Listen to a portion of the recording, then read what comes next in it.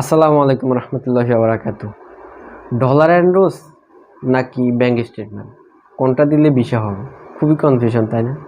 তো আমি কিভাবে ব্যাংক স্টেটমেন্ট নাকি ডলার এন্ডোর্সমেন্ট দিয়ে 6 মাসের ভিসা পেয়েছি, আজকের এই ভিডিওতে আমি আলোচনা করব।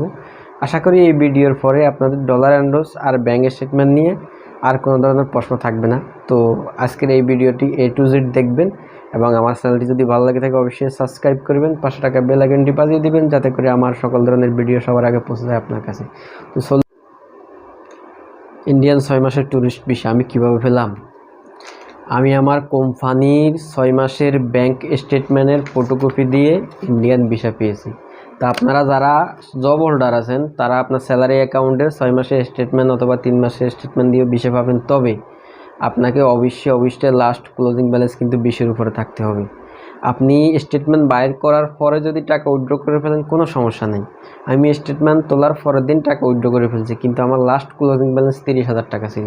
তো আপনি অবশ্যই লাস্ট ক্লোজিং ব্যালেন্স 20,000 টাকার উপরে থাকতে হবে। আপনার ট্রানজিট কিন্তু 6 মাসের প্রত্যেকটা মাসে ট্রানজ্যাকশন থাকতে হবে। ট্রানজ্যাকশন যদি আপনার না থাকে সেক্ষেত্রে কিন্তু সমস্যা হবে।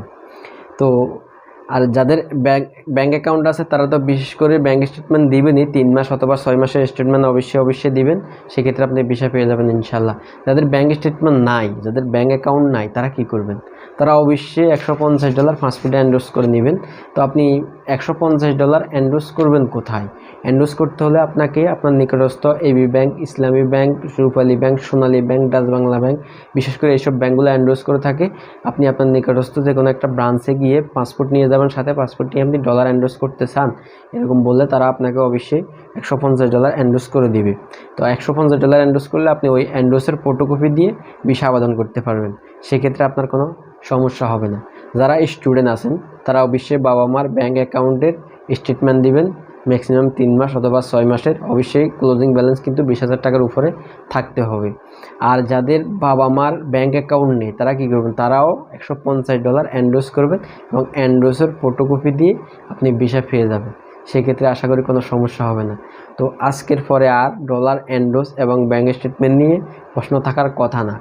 আর যাদের একটু ট্রানজ্যাকশন কম তারা সেক্ষেত্রে কী করতে পারেন? ব্যাংক স্টেটমেন্ট এবং ডলার এন্ডোর্স দুইটাই করতে পারেন।